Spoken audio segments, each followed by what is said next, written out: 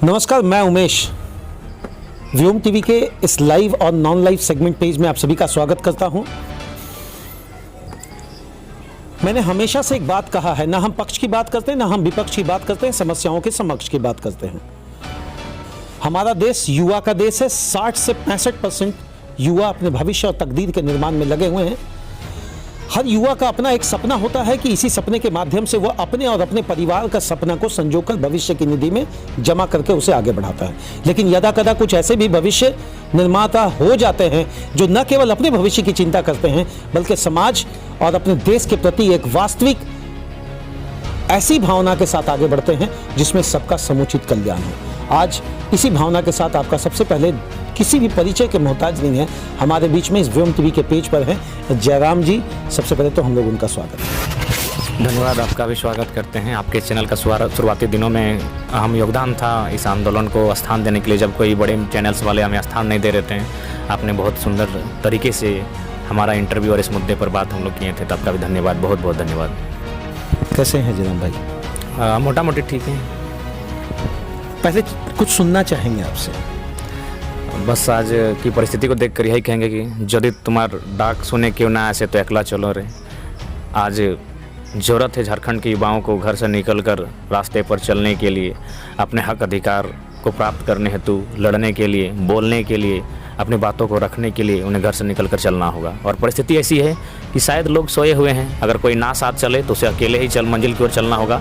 और निश्चय ही कहीं कहीं ऐसा तो नहीं लग रहा मन में खटास है, यदि क्यों डाक सुने तो ना से तो मैं अकेला चलो रे, एक ऐसा स्टेटमेंट है जो आइडेंटिफाई करता है कि आप मुझे किसी भी परिस्थिति में छोड़ दें श्रीमान, मैं अपने कार्यों के प्रति जो स्तब्धता रखता हूँ वो कभी भी मिटने वाला नहीं है। कहीं मन में कुछ खटास है क्या? देखिए, थोड़ी बहुत हो सकती है, लेकिन अंततः हमारा जो मुख्य फोकस है वो गोल पर है, झारखंड के। परिवार बट गया क्या? नहीं, छोटी छोटी बातें, जिस प्रकार घर में बर्तन रखे होते हैं तो आपस में टकराते हैं, लेकिन इसका मतलब ये नहीं कि उन बर्तनों को अलग रखा जाए, फिर उन्हें एक जगह ही। तब इस शब्द में हम सीधा आपसे पूछ रहे हैं, परिवार बट गया क्या जयराम भाई? नहीं, ऐसी कोई बात नहीं है। कुछ मिसअंडरस्टैंडिंग हो सकती है जिस तरह परिवार में होता है। इतनी समितियां क्यों श्रीमान? कल दिन 1932 संघर्ष समिति वाली बात एक जगह आकर खड़ी थी। आज तो मुझे लगता है हर फेसबुक के 5 पन्नों के बाद एक नई समिति का मैं नाम देखता हूं। कहां ऐसी विषम परिस्थितियां खड़ी हो गई कि हम आपके रहे कौन बात आ गई? शायद जब कभी कभी महत्वाकांक्षाएं आ जाती हैं तो शायद कुछ लोग हैं जो शायद महत्वाकांक्षा के सोच के कारण इस तरह अगर कर रहे हैं। तो मैं तो हमेशा चाहा है मैंने कि जो भी समितियां हैं, जो सबका मकसद है झारखंड का हितार्थ, झारखंड का रक्षार्थ, तो हम लोग चाहेंगे सब एकजुटता के साथ और लड़ें इस आंदोलन को। और आने वाले भविष्य में भी जो झारखंड के अहम मुद्दे हों जिन पर हम लोग लड़ाई को एकजुटता के साथ लड़ें, ताकि जो लोग 22 वर्षों के साथ जिस आशा और उम्मीद के साथ झारखंड को बदलते हुए देखना चाहते हैं वो उनका सपना साकार हो सके। भैया जी, एक विधायक जी से एक क्षेत्र नहीं संभलता है। आज जयराम जी से हम एक प्रश्न जो करने जा रहे हैं, एक विधायक जी से एक क्षेत्र नहीं संभलता है। सभी के क्षेत्र में जाकर इन्होंने तो एक ज्वालामुखी वाली बात कर दी है। उस पर क्या कहेंगे आप? क्या कहेंगे, कैसे इन सारी चीज़ों को आप हैंडल करते हैं? देखिए, पहली बात, आप स्वयं पहला जब इंटरव्यू लिए थे तो आभास नहीं था कि धनबाद और बोकारो में जो आग जली है ये पूरे राज्य तक जाएगी। और राज्य तक इसलिए गई क्योंकि कहीं ना कहीं राज्यवासी आज 2 दशकों से प्रताड़ित हैं, शोषित हैं, अपने हक अधिकार से वंचित हैं। तो कोई विधायक जी का क्षेत्र में जाकर आप उनको साइकोलॉजिकली और ये इलेक्शन मैटर पर अगर उनको आप डिस्टर्ब करेंगे तो कहीं ना कहीं का तो उनका तरफ से एक्शन आएगा ना। पैसों की अगर अभाव होता था, कॉपी कलम में इस तरह लेना है, तो हमको पता था बचपन में जब भी हम शमशान जाते थे वहाँ लोग पैसा फेंकते थे, तो फाइनली कभी शमशान घाट पहुँच जाते थे और चुन चुन के ले आते थे।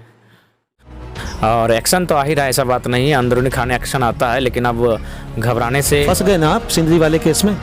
फंसाया गया है उसमें, तो मेरा कोई षड्यंत्र रहा क्या इसमें? हाँ, निश्चय बहुत बड़ा। आप वहाँ नहीं थे?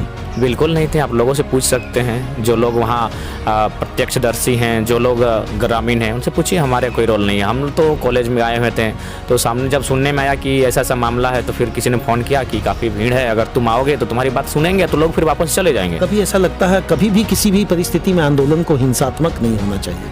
मेरा मानना है कि हिंसात्मक नहीं होना चाहिए। और विशेषकर हमारी लड़ाई तो प्रशासन से कभी रही नहीं है। प्रशासन ने मानव श्रृंखला से लेकर अब तक हमारी सभाओं में हमेशा सुरक्षा प्रदान किया है। तो कहीं ना कहीं एक षड्यंत्र है। कुछ लोग चाहते हैं और जो बहुत पर्दे के पीछे हैं कि इस आंदोलन को भी दबाया जाए और शायद मुझे भी दबाया जाए, तो उसी का परिणाम है। बाकी हम लोगों का, हमारे लोग की लड़ाई हमेशा उससे रही है जो लोग हमें शोषित कर रहे हैं, जो हमें हमारे अधिकारों से वंचित रख रहे हैं। प्रशासन से तो हमारी कोई लड़ाई नहीं है। चलिए एक बात पूछेंगे, आदिवासियों के साथ कहीं ऐसा लग रहा कि विचार का खंडन हो गया है? आदिवासी और महतो दो गुट में बट गए हैं इस खासकर इस भाषा की लड़ाई के जोन में। नहीं, भाषा की लड़ाई में और झारखंड की लड़ाई में तो दोनों साथ हैं, और झारखंड निर्माण में दोनों कौम का बहुत बड़ा रोल है, क्योंकि दोनों की आबादी को जोड़ेंगे तो 50% होता है।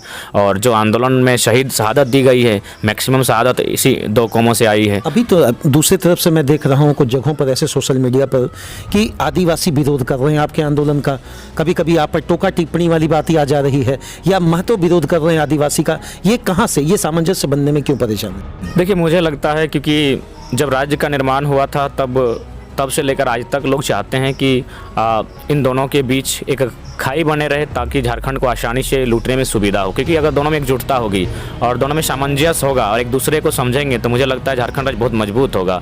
आज जो राज्य खनिज संपदाओं के बावजूद जिस राज्य का चीरहरण हो रहा है, मुझे लगता है दोनों अगर संयुक्त रहें और सामंजस्य रहे, तो मुझे लगता है इस राज्य में पेशा कानून भी अच्छी तरह से लागू हो सकता है, समता कानून भी यहाँ फॉलो किया जा सकता है। कैसी समता की बात करते हैं? अब तो जातियों में बढ़ जा रहा आंदोलन, कुर्मी और कुर्मी की बात में विद्रोह हो रही है।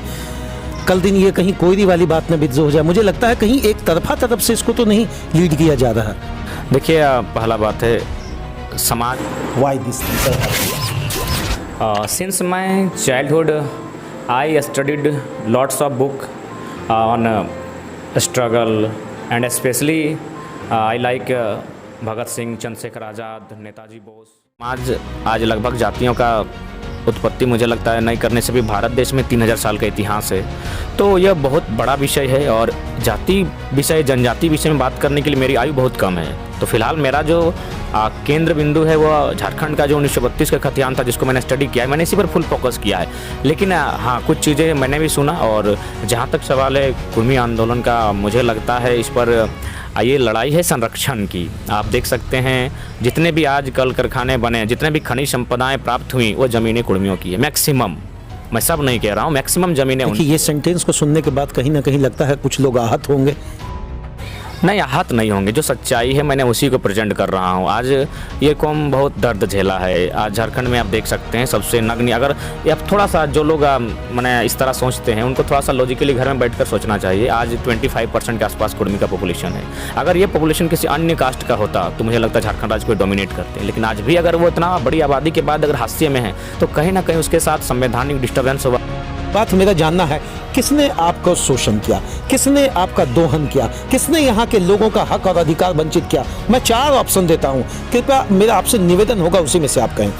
बिहारी ने, बाहरी ने, नेताओं ने, या जिन्होंने आपको समझा ही नहीं?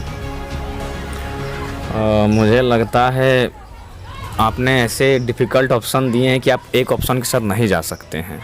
लेकिन फिर भी मेरा मानना है, अगर आप मार्क्स देकर इसको आइडेंटिफाई करें तो किसको नंबर 1, 2, 3, 4 पर आप रखेंगे? सबसे पहली बात तो हम अपने राजनेताओं को ही रखेंगे, क्योंकि राज्य आपका था, जनता आपकी थी, वोट आपको गया था झारखंड की। यह दूसरा स्थान हम कह सकते हैं जो अन्य राज्यों के बड़े बड़े लोग, जो बड़े बड़े बाहुबली टाइप के लोग आए, उन्होंने कहीं ना कहीं, आज कोयलांचल अगर डिस्टर्ब हुआ, आए दिन अगर धमाके होते हैं, तो मैं उसको अगर सर्च कर लें तो मुझे लगता है अन्य राज्यों के लोग जो बाहुबली टाइप के हैं, उनके माध्यम से ही धमाके होते हैं। श्रीमान, आपके अपने क्यों खपा हैं? जेएमएम ने तो आपको 1932 का स्ट्रोक दिया, आपको एक बढ़िया मुझे लगता है लागू कर दिया खतियान।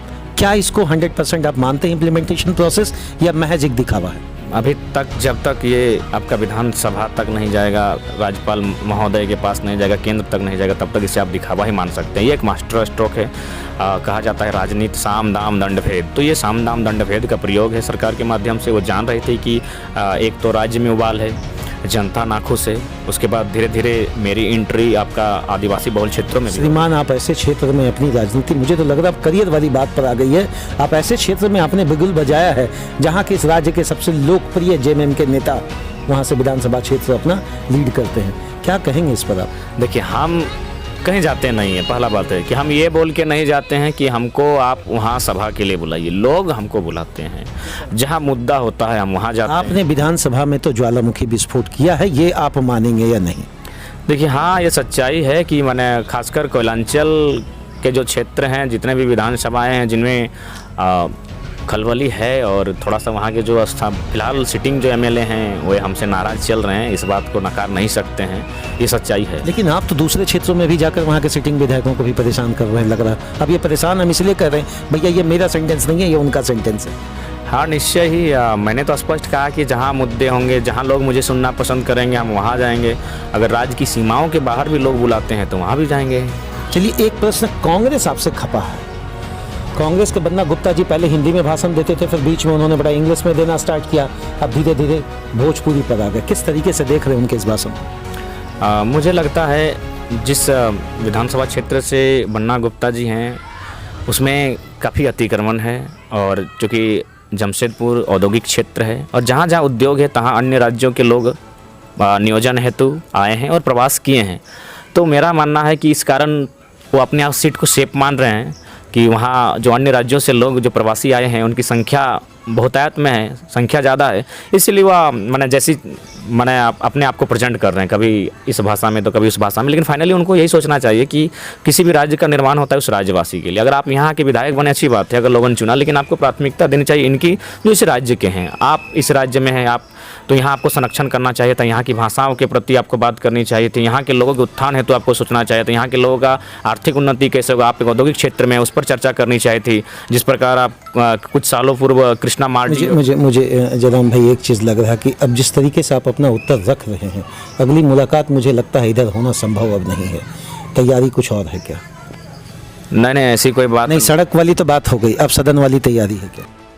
देखिए सदन वाली तैयारी जनता करेगी, क्योंकि अगर हम एज ए स्टूडेंट अगर कह सकते हैं तो काफ़ी आज के डेट में जहां इतना धनराशि का प्रयोग किया जाता है एक मुखिया को चुनने में, वहां यदि आप एक एमएलए को चुनने जाते हैं तो बहुत सारा खर्च आएगा। तो इसमें उपाय केवल और केवल जनता है।